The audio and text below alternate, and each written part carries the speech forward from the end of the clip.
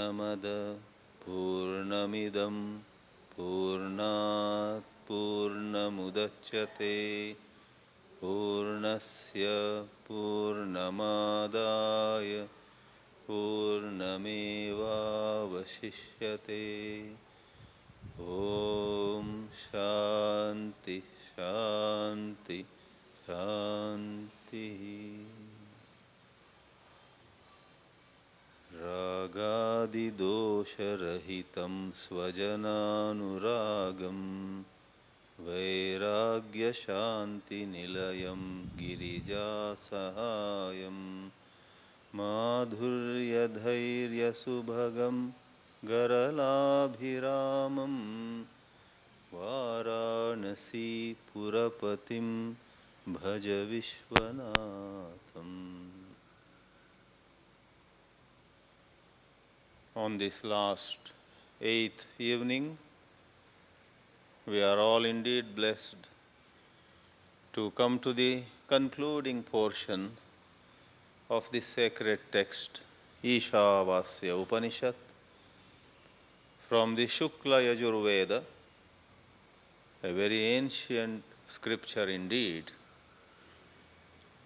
In only 18 mantras, most important messages of the Vedas are presented here. A good number of mantras give to us an appreciation of the true state of everyone, true nature of everyone, by which we mean our true nature without the shadow of the false ego that otherwise gets created by thoughts. Our own mind creates the ego and makes us suffer in countless ways. Our own memories create the illusion of our being small or big, good or bad, and then we don't know ourselves. All we know is the image created by our thoughts. Traditionally, in the classical Vedanta, this scenario is described as the creation of the ahankara because of identification with body, mind, and so on. Sri Shankaracharya, in his Brahma Sutra commentary, says the problem of superimposition, the problem of adhyasa, that's the Sanskrit word, the English word being superimposition, is a matter of taking something to be something else.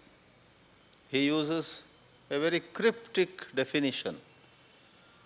Atasmin tad buddhihi adhyasa. Buddhi means notion.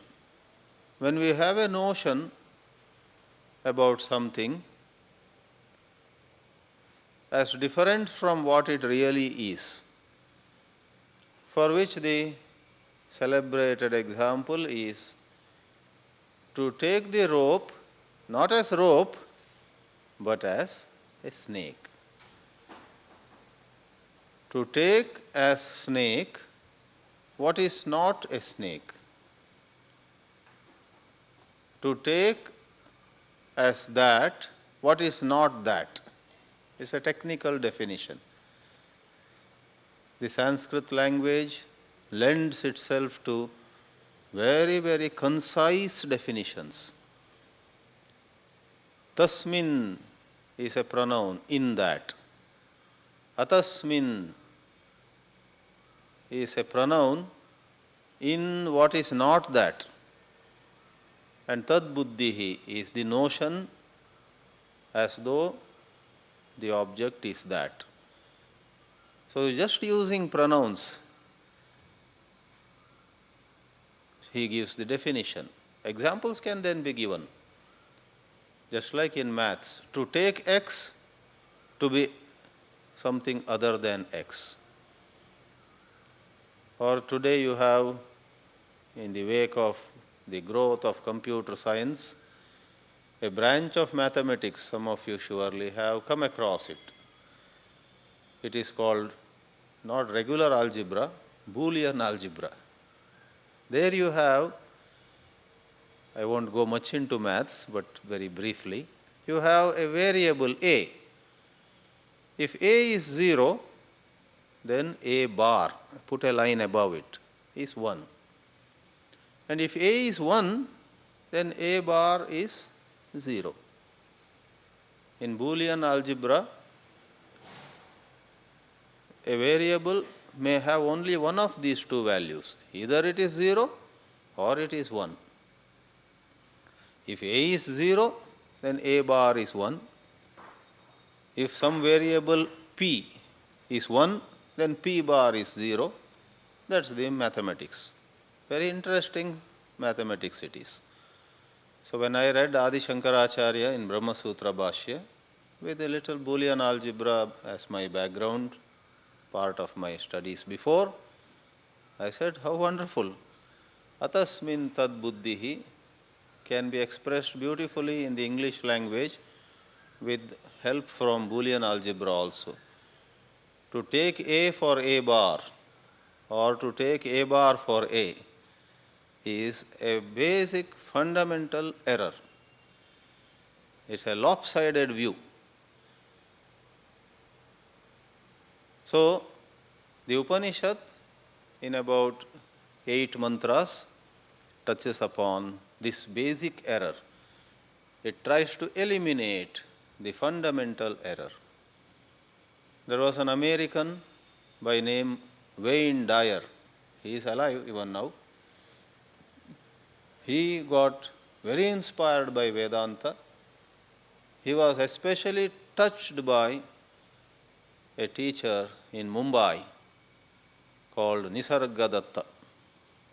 Nisargadatta passed away in 1982. Wayne Dyer is a very popular speaker, comes on television channels, and his books are sold in millions. He was deeply touched and inspired by the Vedanta teaching, wherein, above all, it is said that, look, a whole lot of your miseries in life are because there is a primary error. You don't know who you are. While you are something, you have taken yourself to be something else. In Boolean algebra, I would say, you are A, but you are taking yourself to be A bar. You are 0, but you are taking yourself to be 1. Or you are 1 and taking yourself to be 0, either way. But it is 0 and 1 are poles apart. See, you all know enough maths to appreciate. If 0 were to be taken as 0.2, or if 1 were to be taken 5% less than 1, that is 0.95, it's not a big deal. But 1 is to be mistaken as 0, and 0 to be mistaken as 1 is a terrible fundamental error. So, one of Wayne Dyer's early books, which became very popular around the world, around the English-speaking world, was titled Your Erroneous Zones. He took that basic definition of Shankaracharya, that there is a primary error of self-perception, and then applied it to countless situations of human life, and threw light upon all kinds of conflicts. This self-inquiry, who am I, has tremendous relevance and significance in all conflicts of you and me in daily life. You may wonder, Self-inquiry, some philosophical matter it is. How does it apply to my daily life? I tell you. When, let us say, in the so-called daily life, a son of yours doesn't respect you, doesn't regard you, doesn't value your opinion, you are his mother, let us say, you feel miserable, you feel let down, you feel, where have I gone wrong? I have shown so much love to this son, I have raised him, I have sacrificed so much for this boy. And now this boy, having grown up a little, having a bit of a mustache upon his, or below his nose, I don't know why he is not respecting me. The mother thinks like that. Now it looks like a very simple domestic issue. I will connect it now to the big issue of Atma-jnana, self-knowledge. If you were to inquire, who am I, as Ramana Maharshi would suggest to you, you will have the answer. I am his mother. I have looked after him last 18 years. I delivered him. I raised him. I did this. I did that. Maharshi Ramana or Adi Shankaracharya or all these Vedanta Upanishads would say, hold on, hold on. All these are memories. A bundle of memories is holding you in their tight grip. Leave aside those memories.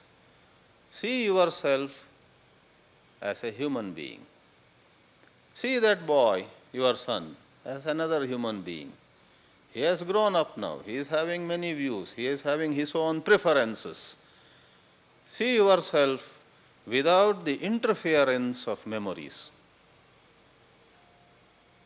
And what is more, you have some knowledge about who you are. Nobody is saying it is false to say you are that boy's mother. It is true. But do you realize that this knowledge, I am the mother of this boy, I raised him, I did this and that for him, etc. This piece of knowledge is not infinite, it is so finite. It is a small thing in relation to total knowledge. What you and I know of ourselves, even science, modern psychology, and many other sciences say to us, what we know of ourselves is a small part of what we really are. Some of you may have done that exercise. They put 4 squares. About me, there are things that I know, what I know of myself, and others do not know. What others know of me, and I do not know. What both others and I know about myself, 3rd square, and a 4th square logically. There is some dimension to me which neither others know nor I know. In this way, even modern psychology sometimes helps people develop a little broader outlook. So, coming back to this example, when a lady is a bit shaken by apparently the son not giving her enough regard, she questions, my notion of I am this, I am that, I am so much to him, I should be so much to him, etc. After all, is a small part of a larger picture which I don't know. So what am I? What am I to him? Who am I to him? In fact, even Bollywood took this and made a movie of it. Hum aapke hain kaun? It is nothing but a spiritual question. They should give some, royalty to Ramana Maharshi. They took the question, I am going to tell Ramanashram, ask the producer of Hum Aapke Hain Kaun to pay some amount to you. Because I have a suspicion that they took the spiritual question, Mai Kaun Hu, they made it plural, Hum Kaun Hai. Then they added one more word, Hum Aapke Kaun Hai. Then slightly made it poetic, Hum Aapke Hain Kaun. This Hum Aapke Hain Kaun is nothing but a little modified form of Mai Kaun Hu. Who am I? What am I? In the Vedanta, day in and day out, we ask this question. Am I this body? Am I this mind? Am I mother? Am I so much more than the mother?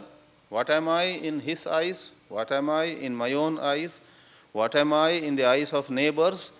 A number of questions. And that is what makes so-called self-inquiry. Who am I? Atma Vichara, it is called. So Shankara's definition of adhyasa, superimposition, is what Wayne Dyer took and wrote a very popular book, Your Erroneous Zones. It is to point out that thoughts rise in us and we are caught in the cocoon of thoughts, that is the ahankara. Now eliminate that ahankara. Make your angle of view wider, broader. Expand your consciousness. Don't take it all to be nice poetry. It is possible for you to do it. If only you were to give more attention to the flow of thoughts. If only you were to stand apart, here and there, not whole day. Here and there, stand apart and be the witness of thoughts. Normally, you are carried away by thoughts. Thoughts, we have been using such words as hijack you. Thoughts kidnap you. Thoughts take you away. They take you high in the air. I must share with you my good old joke about mental disorders. Psychotics build castles in air. Their thoughts take them up there. Neurotics frequently visit them, the castles in air. Lunatics go and stay there. And there may be one or two psychiatrists here. Psychiatrists collect rent for those castles in air. Good psychiatrists not only collect rent, but also help those fellows to vacate and come back on earth. Now, what is said about psychotics, neurotics, lunatics, etc., building castles in air, frequenting them, staying there, etc., is applicable to you and me also. Every one of us, when we are suffering from our own ego, we cannot take a no from somebody. We cannot take somebody's behavior towards us. We boil. Some of us are clever enough not to show outwardly, but we inwardly boil. Some others react openly. In all these, what is happening is we have made a certain picture of who we are.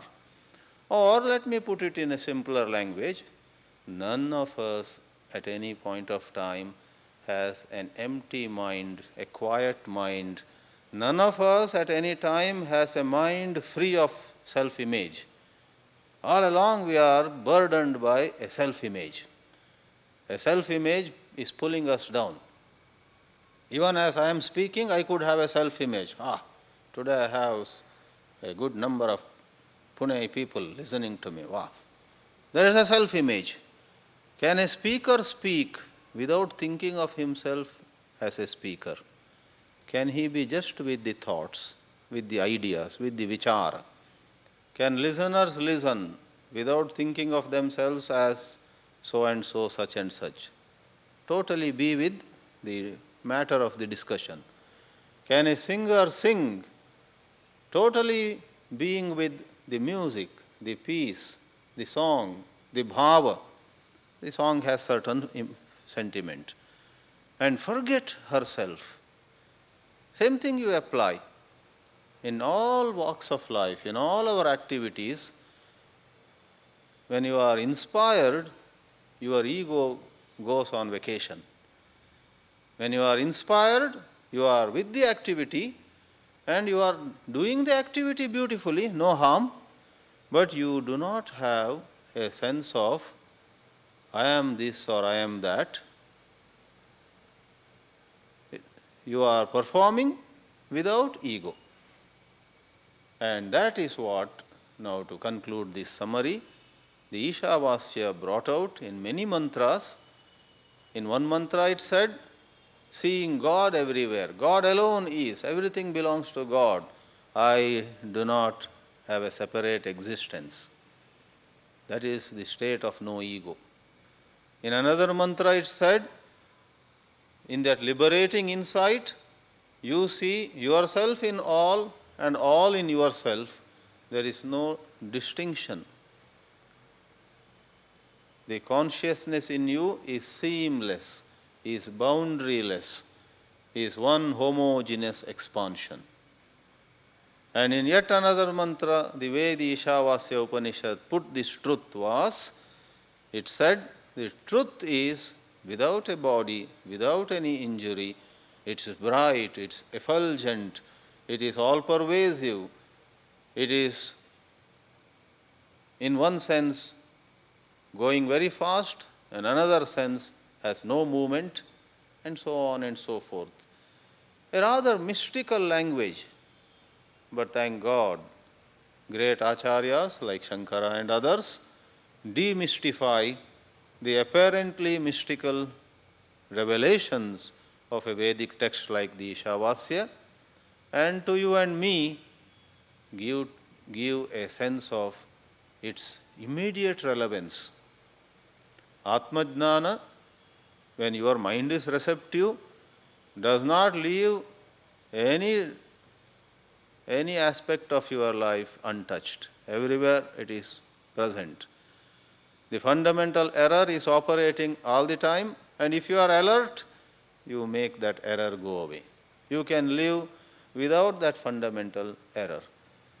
Then you are like the expert dancer, as Sri Ramakrishna used to say. The expert dancer doesn't make even one wrong step. No way. Day in and day out, the Jivan Mukta, the one with clear knowledge, goes about all one's activities with no egoism.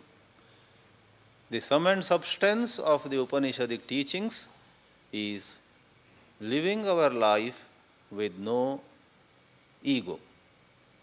The ego is false. The limited I is false. The separate I is false. All notions of high and low are false. If you and I are discharging some responsibilities, holding some positions, that is incidental.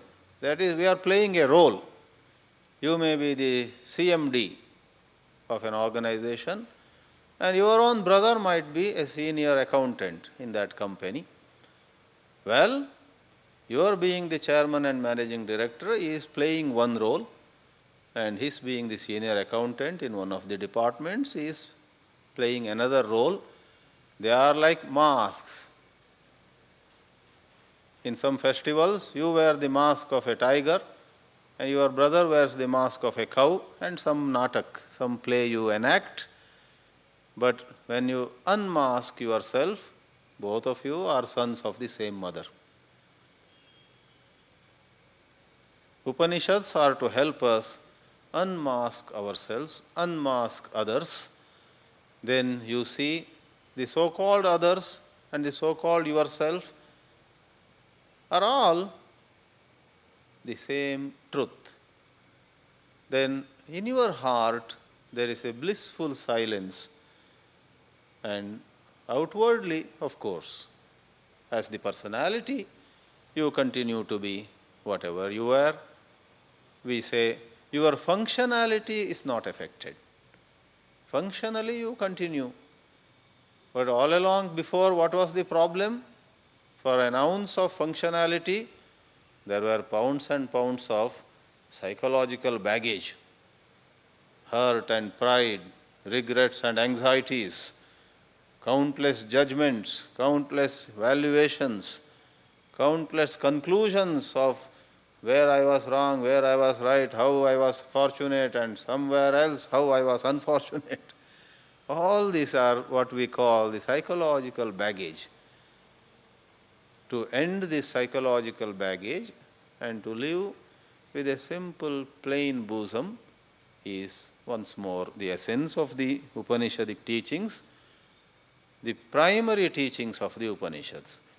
Secondarily, of course, the Upanishads in their great kindness provide to us some guidance whereby when we are not able to tune in to the higher teachings, we could spend our time rather meaningfully going by a second notch teaching.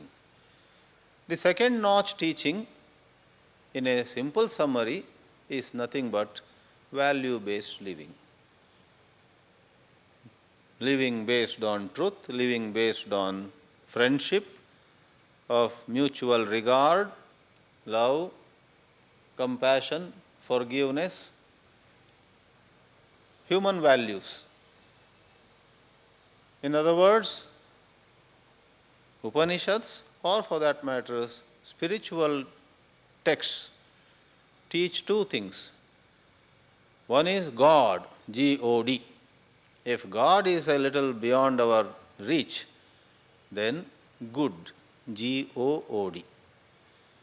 Okay, stay on the plane of the good. If you stay, as the slang goes, if you hang tight on the plane of the good, slowly one O drops away and you realize God. There are a lot of people who cannot make head or tail of God. There was a greeting card, in fact, in one shop meant for such agnostics, and that greeting card read, it was a greeting to be sent to another person. May God, in bracket, if there is God, save your soul, in bracket, if you have one. May God, if there is God, save your soul if you have one. What a greeting card. But that is how many people are. They don't know. They think God is just a fancy. But many of us, who also maybe were like that at one time, but later on, thanks to some satsanga, we understood, we heard some sadhus, some sadgurus. Then we also read something by scientists like Albert Einstein, who also seemed to believe in God. He said, God is the intelligence in this universe. I do not believe in God who punishes and rewards, Einstein said. Rather, I believe in God who expresses as order in this universe. Everything in this universe seems to be going according to some laws. At a certain place, very beautifully, Einstein said, what is incomprehensible to me in this universe is how everything is comprehensible. Even an atom also has its own order. The solar system, the galaxies, or this entire space-time continuum has its own laws. So why should everything have its laws? Why should things not be chaotic? So towards his end, he made a comment, I don't think God plays dice. Playing dice meaning things being, random and there is an element of chance. So Einstein did not believe that things can go by chance. He said everything is as per laws. Though now Stephen Hawking and others, they have started commenting on the comment of Einstein. So in one of his books, Stephen Hawking writes, now we are convinced God plays dice. To use the idiom. Neither of them is seriously talking about God, but both of them are talking about whether this universe is utterly as per laws or the universe in its structure has some element of chance and probability. Whether everything is certain or is there an uncertainty principle. And now they have some uncertainty principle. I am not very certain what that uncertainty is, or I have forgotten. Twice or thrice I almost understood, but it slipped through my fingers. Uncertainty principle. Some Heisenberg, I think, proposed it. It's a great truth of physics. one of the far-reaching discoveries. So, some of us are not able to appreciate God, or the state of no ego is too much. We think that's impossible. That's all okay for the Sunday evening class, you listen to it and you feel good. But Monday morning when you have to do work, you have ego, the others have ego, and without ego, where do I go? You would say it's not possible. Therefore, the Upanishads, with all compassion, give a second level of teachings. All right, if you do have ego, hold it under check. And now, towards the end, as we began last night, there is a description of somebody who could not appreciate the highest, could not stay by the highest vision, could not digest it at all, but was living honestly, tried his best or her best. In the old Vedic language, he did karma and upasana, etc., as prescribed. Vidhivat, there is an adverb in Sanskrit, vidhivat. Vidhivat means as laid down by books of wisdom. In the West they have the 10 Commandments. So somebody goes by the 10 Commandments. In India we have our own Dharma Shastras. Manu Smriti and Parashara Smriti and Yajnavalkya Smriti. These are various Dharma Shastras. Not that every Hindu studies those Dharma Shastras directly, but our gurus, our elders, our priests, our whoever is family advisor, whoever is more wise among us, one grandfather or grandmother would have said to us, "Beta, ye nahi karna hai, dekho." So we go by it. That is Dharma Shastra. Kya karna hai, kya nahi karna hai. The plane of do's and don'ts. So someone has quite diligently observed these vidhis and nishedas, do's and don'ts, and towards the end of his life, the context is one is about to die, one is on one's last legs, one is about to breathe his last, then he being somebody who had lived a conscious and a conscientious life, he listened to the voice of his conscience. He or she had tried his or her best. So, naturally, the thoughts in the head of such a person have their own charm, their own beauty. Even while dying, what kind of thoughts would such a sadhaka have? Yesterday it was said, let's read the 15 once more. Hiranmayena patrena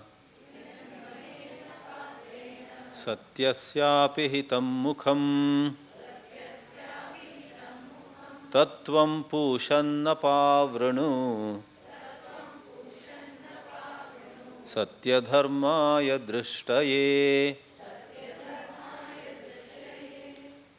The seeker says, "O Lord, all said and done, even at this moment, as I am about to breathe my last, I find that I am almost there but not quite.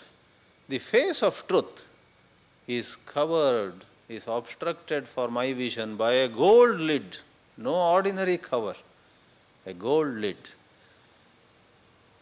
What is meant by this poetic expression is there are other vasanas, other tendencies. My heart has a few other longings. My heart still doesn't have that pure vairagya. God and God alone, truth and truth alone. That would be a beautiful state of mind. But most of us, overwhelming majority of us, cannot have that kind of intensity, that kind of passion for truth. We do value truth. At times we have really thought that we must realize the ultimate truth and all other things are unimportant. But within a short while, again, some dreams, some unfulfilled desires, some aspirations, and sometimes, if not in the form of a desire of my own, for my near and dear ones. My dear son, oh, that granddaughter of mine, like this, I, my community, my country, and so on. All this together is the gold lid. In a corner of our mind, we realize, is there an end to this fulfillment of desires? More we fulfill, new ones arise. When we were children, we had a set of desires. And that time we literally believed that if I get that toy, I don't want anything else. And we got the toy or the whatever. Later on, something else, another set of desires. After marriage, after a good job, after good progress in our career, at every stage, a new set of desires comes up, and the story seems to be endless.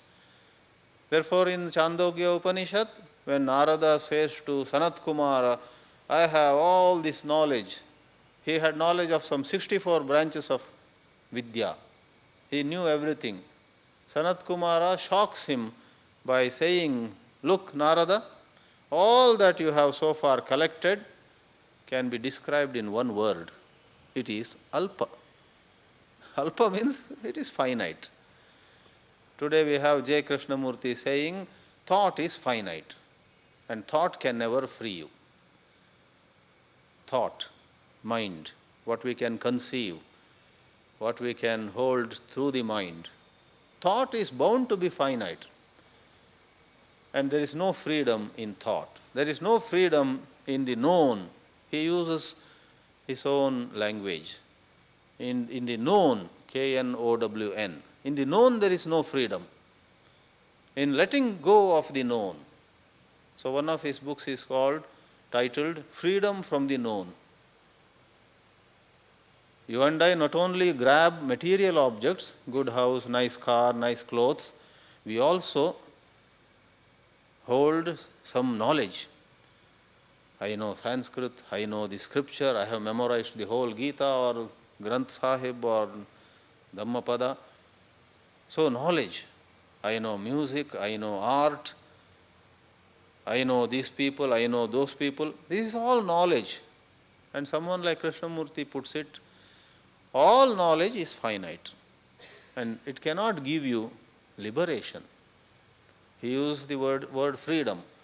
Freedom from sorrow, freedom from sense of limitation is when you let go of the known. So rise above thought. So this seeker here says, somehow the gold lid obstructs the vision. And I, on my part, am unable to push that away. Oh Pushan, Pushan literally means sun, but here it's one way of addressing the Supreme God. God, out of your mercy, please push aside that gold lid, Hiranmaya Patra, gold disc, you may say. Though it is very charming, though it is unbelievably attractive, it cannot give me freedom. Human life is said to be glorious because the human being can think. Power of thought is praised, isn't it, in many books.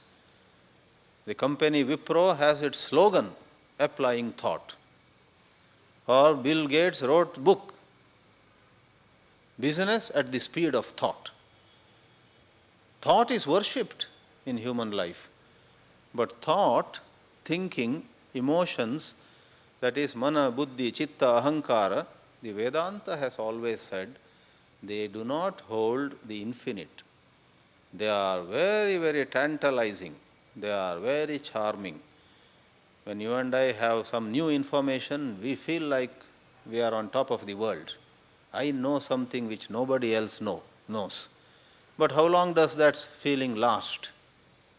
Sometimes just a few hours, sometimes maybe a few months or even a few years.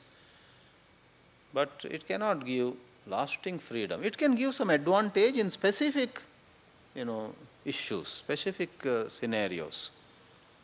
But we are talking of absolute freedom. And therefore, all knowledge, all glorious acquisitions, all collections, whether of material objects or subtle knowledge and subtle emotional matters, they are finite, they are the gold lid. Tattvam pushan tat apavranu. Pushan, tvam, you, tat apavranu. So that I, who has been Satya Dharma, though I was not gifted with such a fine intellect, just fine inquiry, Lord, please recognize with whatever knowledge I had, I was sincere. I did not have Shankara's intellect or Ramana Maharshi's sense of inquiry. See, when Ramana Maharshi, as a 17-year-old boy, out of the blue, felt that he was dying, rather than asking for help somewhere, he said, let me lie down and see what is death. Would any one of you do that? Would any one of you play with death? It's very difficult. In fact, he also did not plan to do it, but it just came like that.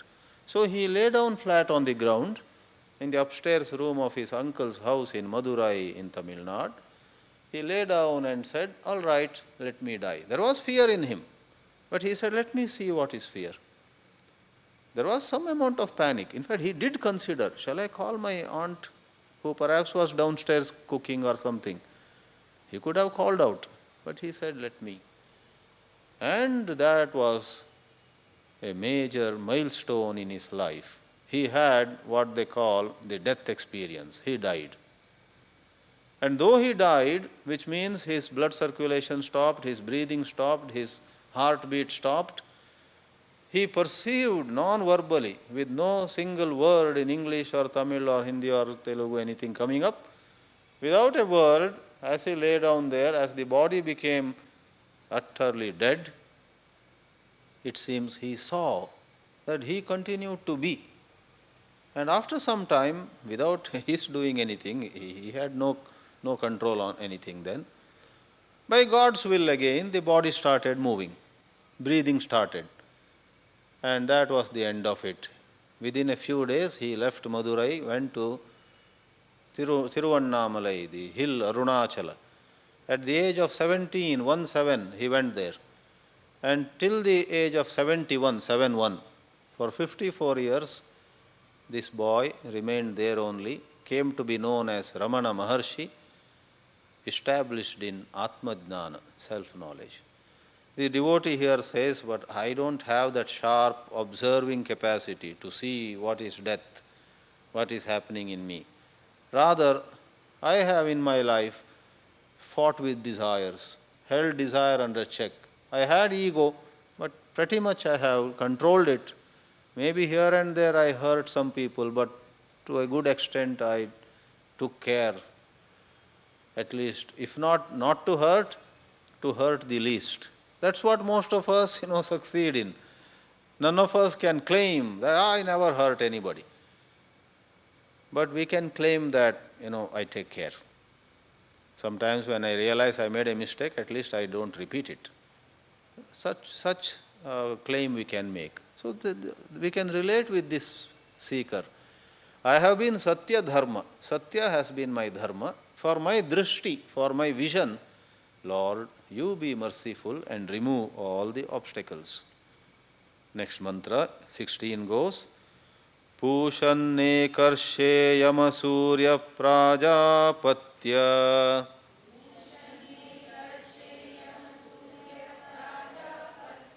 vyuharashmin samuha tejaha yatte rupam kalyanatamam tatte pashyami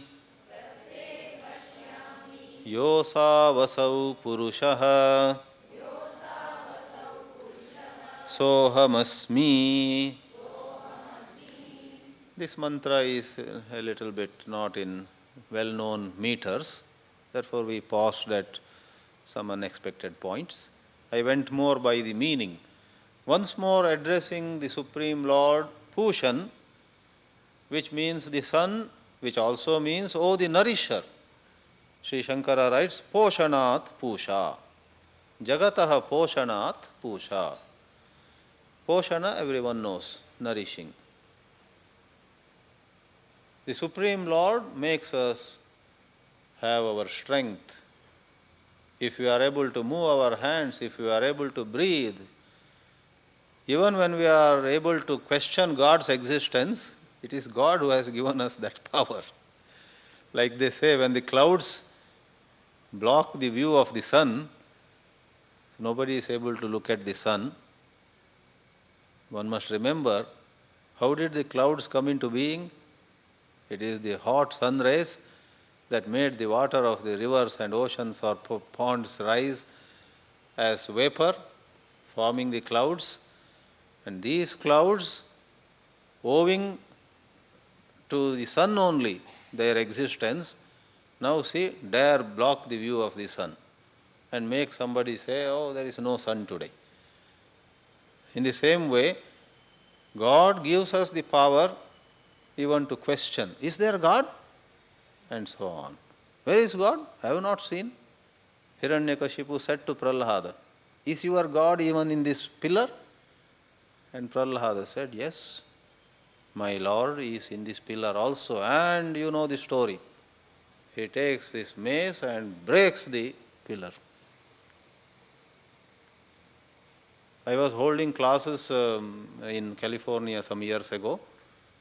There was a hall and there was a pillar. And two old ladies always used to sit there, leaning against the pillar. There were chairs available.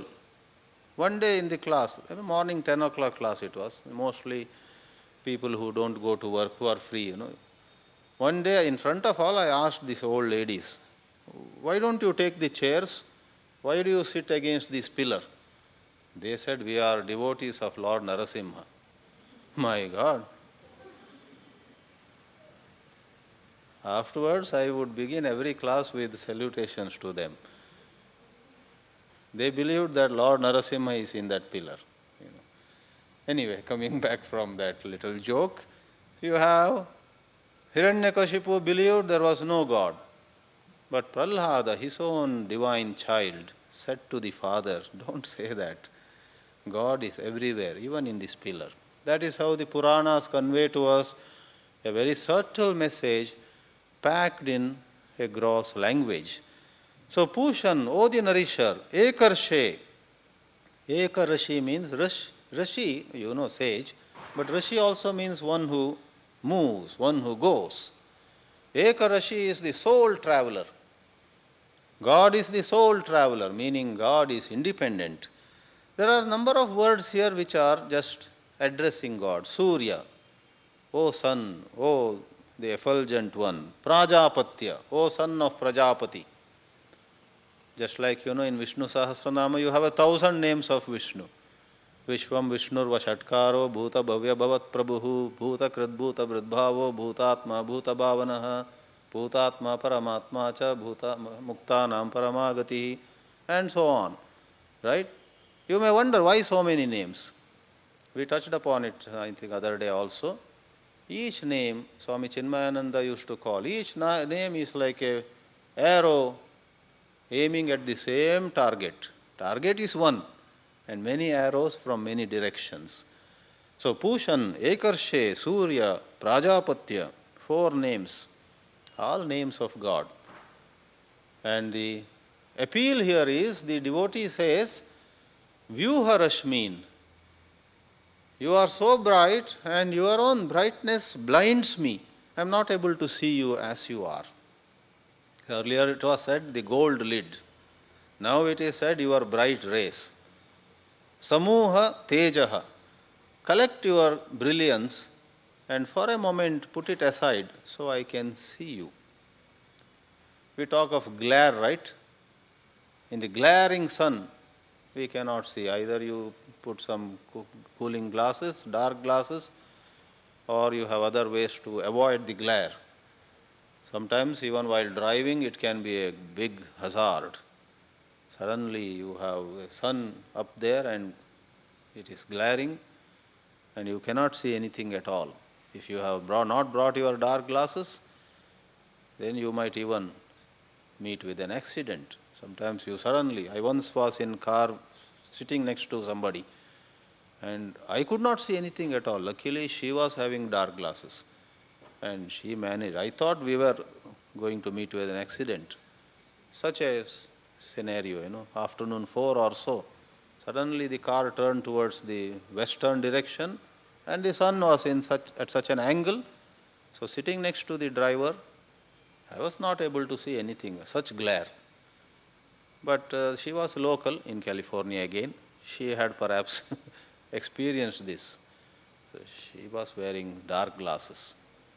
Otherwise, as you know, in all this city traffic, you cannot even stop. If you stop, the cars will mount on you. After a while, you will find there are 3 cars above you, if you are still alive. Such are the nature of accidents in these developed societies. In India, such accidents do not take place much because there is traffic jams and slow moving. They all are going at very, very fast. So here the seeker is saying, Vyuha Rashmin, V is remove the rays, Samuha Tejaha, both imply the same. May I see you clearly, O Lord. Kalyanatamam Rupam Pashyami.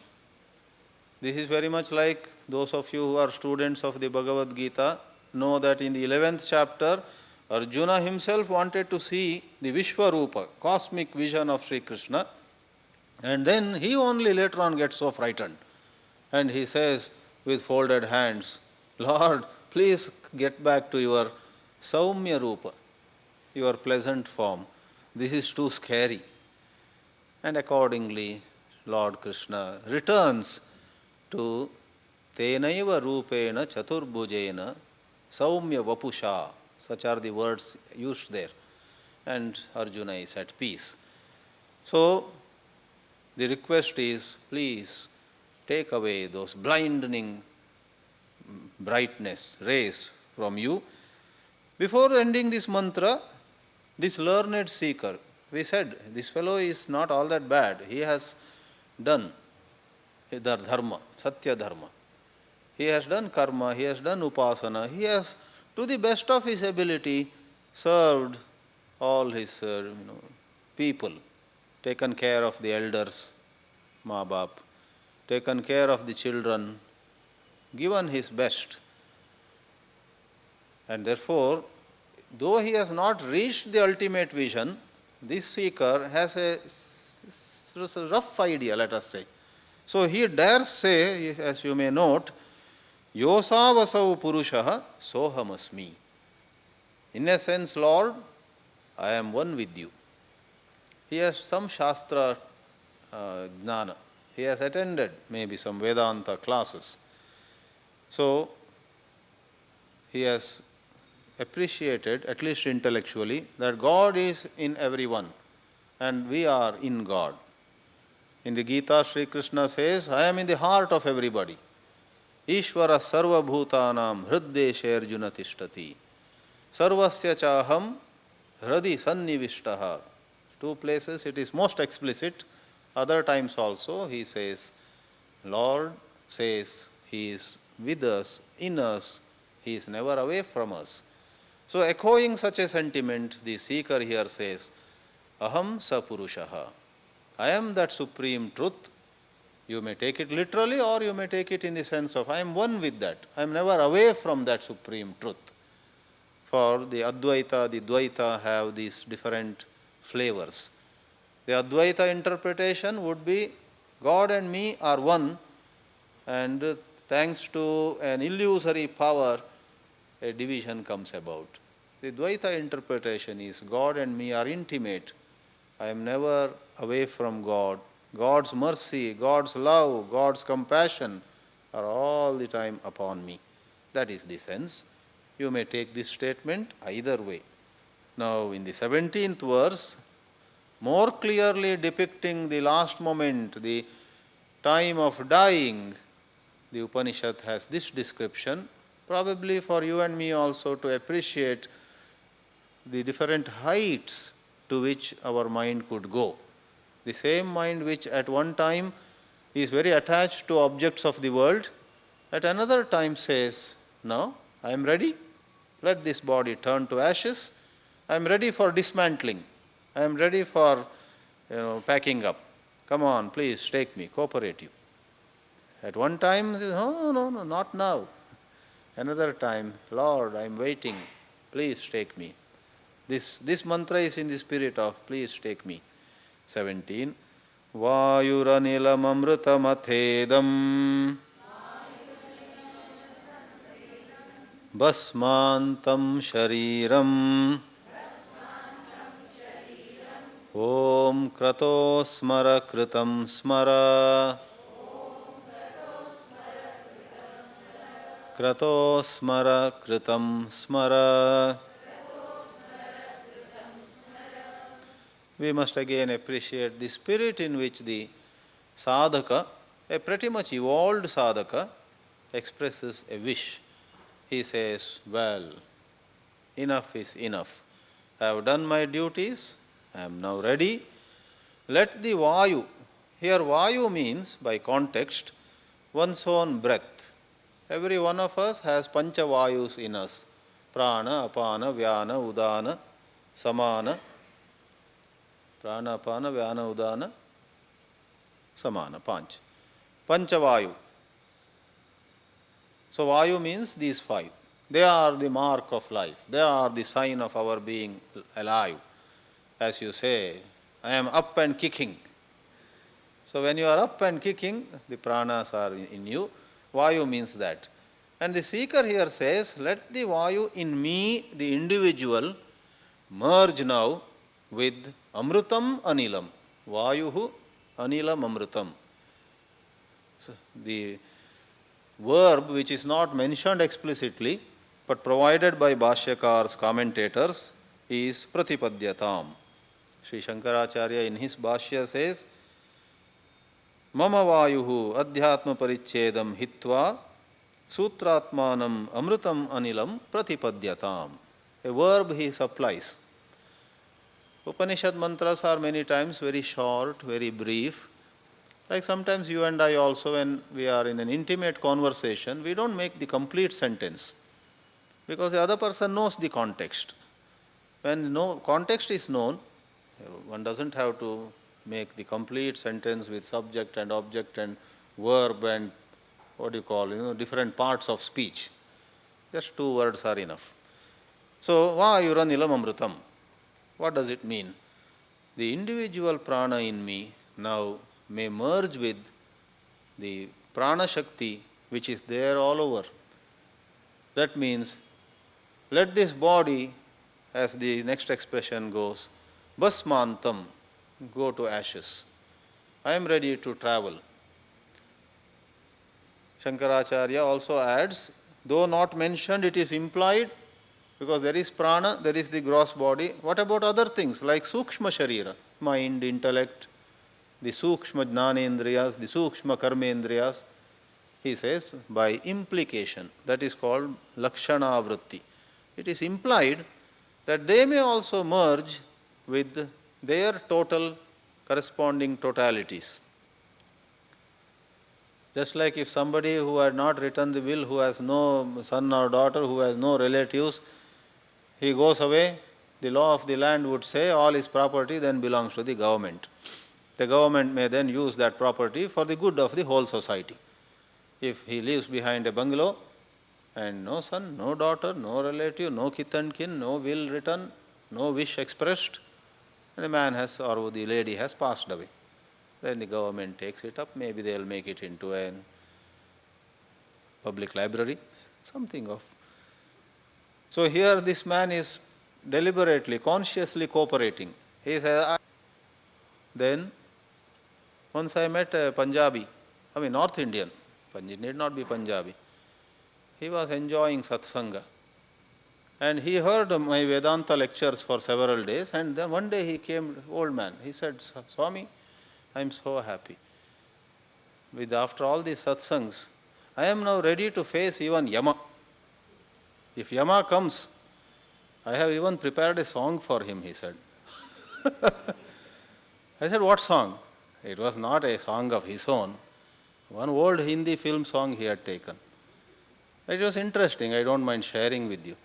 He said to me, Yama will come and say, Chalo dildar chalo.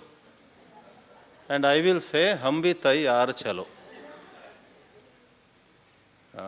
If Yama comes and says, Chalo, मैं कहने को तैयार हूँ, हम भी तैयार है, चलो. Now, how many of us are ready like this? If Yama comes to us, we will forget all the songs. we will parch, our throat gets parched. We can't say anything. Yama, you have come. You really, can you not come next week? One last desire I have. After that you come. Nobody is ready. But here is somebody, and that credit goes to his dharma palana.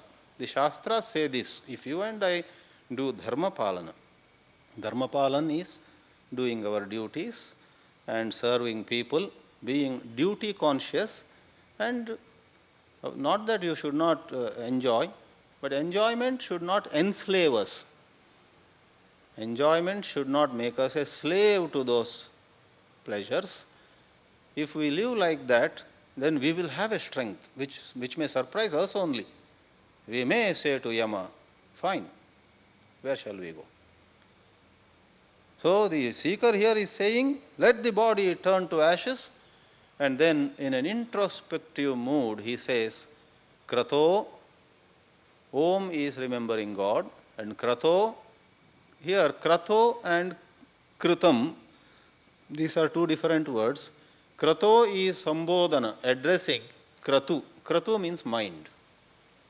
Kratu is mind. O mind, smara, remember, Kritam, all that you did. Remember all that you did in your life. Not that you pick everything, small memories, not in that sense. But what is meant is, O mind, now don't complain. Come to terms. Come to terms with your own life. Say, I have no regrets. I am ready to pay for my faults, and I am ready to reap the benefits of whatever good I did. I accept myself as I am. A lot of our conflict is we do not accept ourselves as we are. We have difficulty in facing ourselves. What I am, what I should have been, what I could have been, like that there are 3-4 things and we move from one to another. My favorite joke, I am remembering many jokes this evening, is an old joke. I had a friend, this kind of friend of this kind, who used to make, in a single day, the sound at least 100 times. He and I were working together at some place. One day his colleagues, all of us, surrounded him and asked him, his name was Ramesh, Ramesh, why do you make this sound so many times in a day? Even while he answered us, he said, that's a habit with me. Now he makes it explicitly, others can hear. Isn't it true that most of us also make that sound inside? Suppose I crack a joke in a speech and nobody laughs. Openly I wouldn't say, but in my mind I say, nobody is appreciating this. This antarnada it is called. Same number of times, if we take God's name, some punya we would get. But we say, now this will not be the case with you if you come to terms with yourself. I am fine as I am. I don't have to be like him. I don't have to be like her. I don't want to compare myself with X or Y. I am fine as I am. I have tried my best. Yes, I did some mistakes. But some other places I did some good things also. So without all this long commentary, a sense of I am at peace with myself is reflected here. Krato, O mind, don't run away from yourself. Face yourself. Acknowledge what you did, the good, the bad, and so on. And say, yes, this is me. In graceful acceptance of who you are, what you are, a wonderful inner transformation begins. because so much energy is saved. This mantra, it dissipates energy. You know, don't chant that mantra. You just watch. In fact, this on a very high level becomes a great teaching of J. Krishnamurti. He used to say, don't get carried away by ideas of what should be, rather watch what is. What is. Factually, psychologically. He is not talking of outer things. Psychologically within you, whatever there is, suppose there is jealousy in you, don't beat around the bush. I don't want to be jealous. All books say don't be jealous. How to be not jealous? I think I know some way to get over this jealousy, etc., etc. We go. That is beating around the bush. One of Krishnaji's very wonderful teachings is, if you have jealousy, be with that jealousy, understand that jealousy without a word. Don't even label it as jealousy, he would say. Because you want to label it, this is jealousy, might be doing injustice to what actually may be happening in you. In fact, sometimes it may not be jealousy, you mistake it to be jealousy. Like, to give a quick example, sometimes we say, oh, I am so lazy. It may not be laziness, at that moment I may be tired. Or sometimes I say, I am so tired, I don't know. Now there also it may not be just tiredness because of something, it may be a health problem. Otherwise we take it as a matter for guilt, we feel guilty. Krishnamurti's teachings have helped me tremendously in looking at myself without jumping to a conclusion. Otherwise, we are all conditioned by various books and other things. We are hasty in coming to a conclusion. I am like this, I am like that. Don't hastily conclude. Instead, try to gain what you may call first-hand knowledge. Otherwise, it is all second-hand knowledge. I am an angry person and I recently read a book on anger. There are 7 types of anger and mine is the 6th kind. This is second-hand knowledge. Some author has influenced you. He has written 7 kinds of anger. And then you say, I have 6th kind of anger. I get very angry with such books which classify, So don't judge. Don't label yourself. You may not be angry at all. You may be upset. That's different. You may be hurt. That's again different. What has happened to you or what is happening to you may be something which you have to discover by direct exploration. Don't go by a surface or a superficial judgment.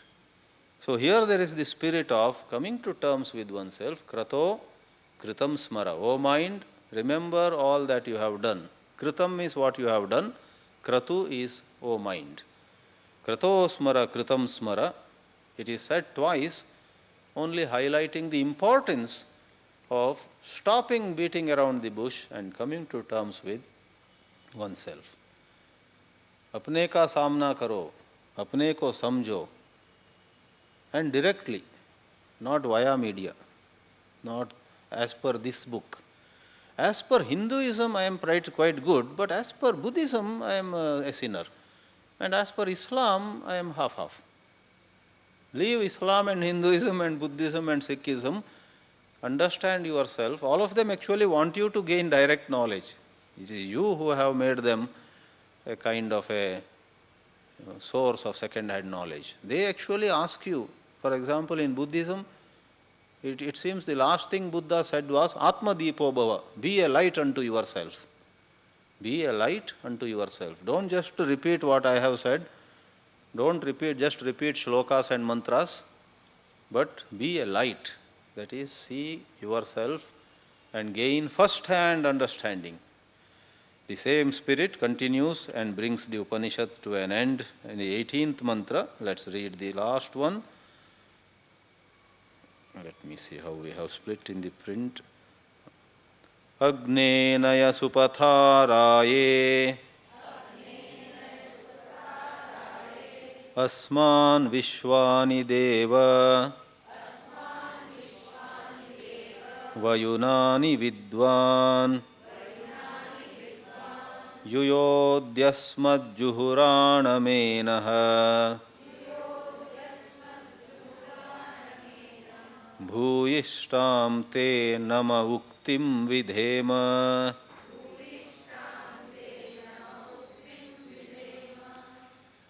Earlier in two mantras, the seeker called the Supreme God Pushan. Now he calls the same Supreme God Agni. So Agni also is yet another way of addressing. God is everything. You may call him Agni, you may call him Vayu, for he himself is everything. So let's not dwell much on how he is addressed. Like in the Gita, Sri Krishna would call Arjuna sometimes Partha, some other time Dhananjaya, some other time Arjuna, yet at another time Kaunteya, and maybe a couple of other, Savyasachi also I can remember. Maybe some more also are there. So they are secondary, though some commentators attach importance to those particular ways. They write a whole paragraph. Sri Krishna has chosen to call this. In fact, Chinmayananji used to humorously say, wherever the word Partha came, he used to say, Krishna is teasing Arjuna. Partha, has several meanings. One of them is related to Prithvi. Prithvi is earth, mud. Oh, mud-headed fellow. Chinmayananji would say like that.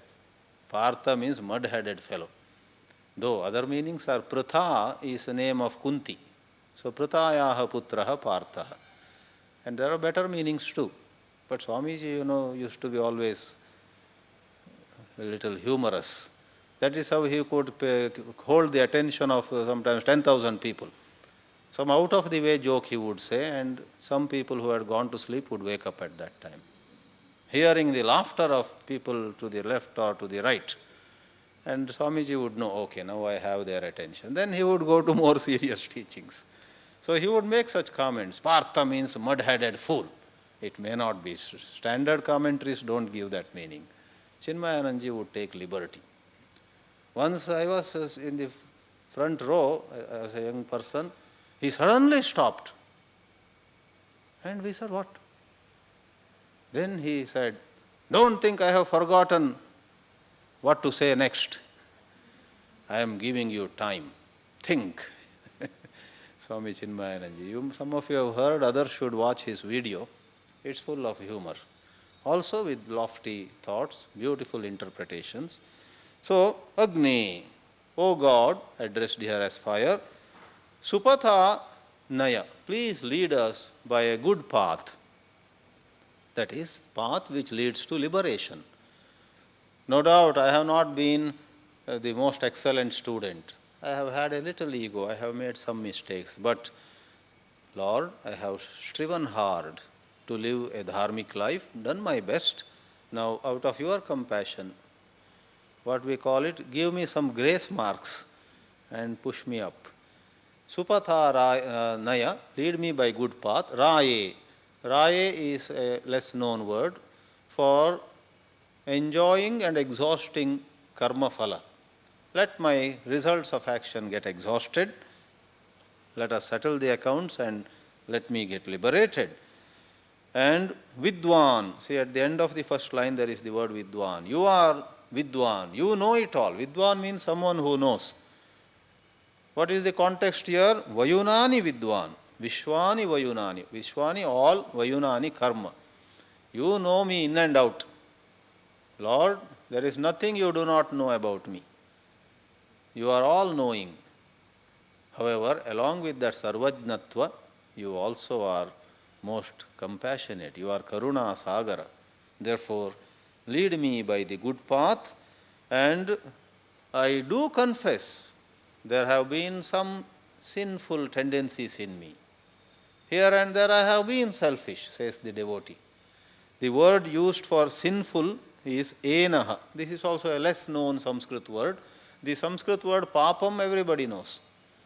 Papam itself is enaha. So, juhurana menaha, crooked ways. Juhurana is crooked. Enaha, sinful ways. I have had impurities, Lord. I don't say I have been perfect, but in your compassion, please forgive them and release me. For after all that, my imperfect life, I am very clearly at a stage where I realize that the ego and egoistic way of living, achieving, hoarding, collecting, proving oneself to be better than somebody else, all that is not going to give me true peace. I don't want to show off anymore. Rather, I am just one of your countless children. Just as you know, Mahatma Gandhi was deeply touched by John Ruskin's book, Unto the Last. In his autobiography, My Experiments with Truth and so on, you see that chapter where he describes the impact that the book by John Ruskin had is titled The Magic Spell of a Book. While he was in South Africa, a friend of his gives him that book and he could not keep it down. For John Ruskin, the author, writes about how all ideas of high and low are very unspiritual. We are all one. Unto the last, the title means up to the very last person, the coolie, the slum dweller. Our consciousness, our consideration should embrace everybody. Literally, you and I may not be able to do everything for everybody. That is logistical limitations. It's not that we have to spend every day 6 hours in a slum area. Then we also may, go berserk. We may lose our peace. We don't have that ability. But the point is, do we have a kind of an insensitivity? Do we think of them as, unfit to live, as though they are not human beings? In fact, really we should have reverence for all life, animals and plants and all humanity. And when we find somebody doesn't even have food and clothes, the least we could do is acknowledge, oh, that is sad. In the same way, somebody has a great amount of wealth, name, fame, spiritually speaking, we need not feel low and we need not envy them or be jealous of them. We have to see, oh God, you have given him a lot of wealth. Your choice. But I am as dear to you as he is. In other words, nothing should make us feel inferior or superior. We need to identify our true needs, biological needs, true needs, emotional needs, but not psychologically created fanciful needs.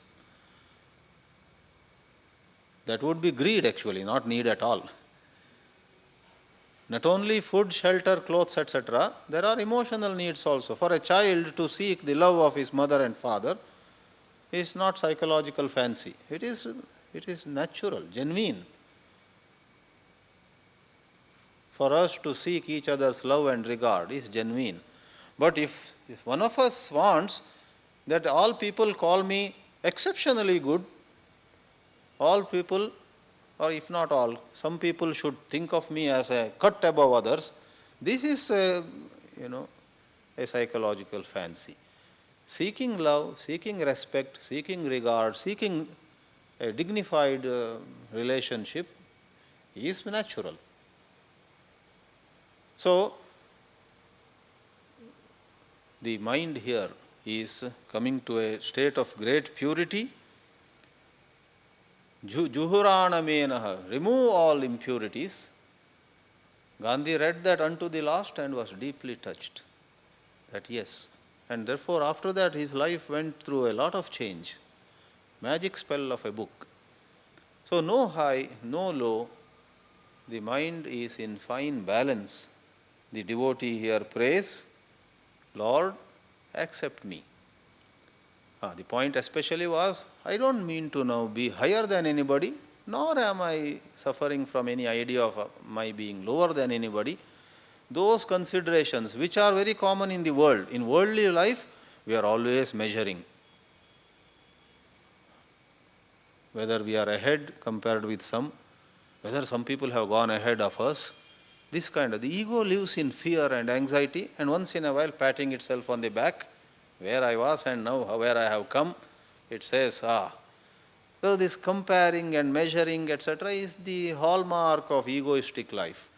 But here he says, no, please erase, please wash the slate clean and take me, lead me to the state of complete liberation. I salute you. He uses plural, in fact. We salute you. Bhuishtam te nama uktim vidhema. Nama ukti is same as namaskara. We offer to you salutations, abundant salutations. Bhuishta means plenty. We offer you heart full of salutations, regard, reverence. Lord, lead us on the right path. So, the last four mantras which we saw yesterday and today are not on the plane of self-knowledge, though they have a link in the sense practicing dharma, living a conscientious life where we are concerned about being sensitive, where we are concerned about being decent, just being fair to others. We are concerned about it.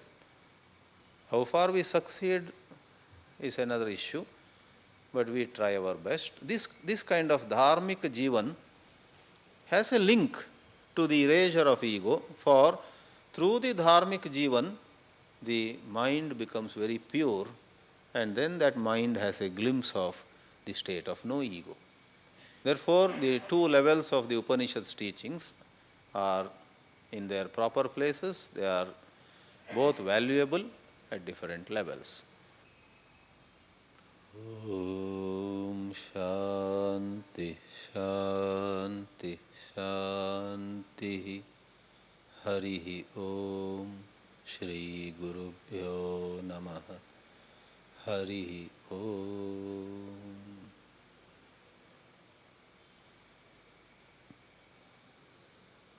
God bless all.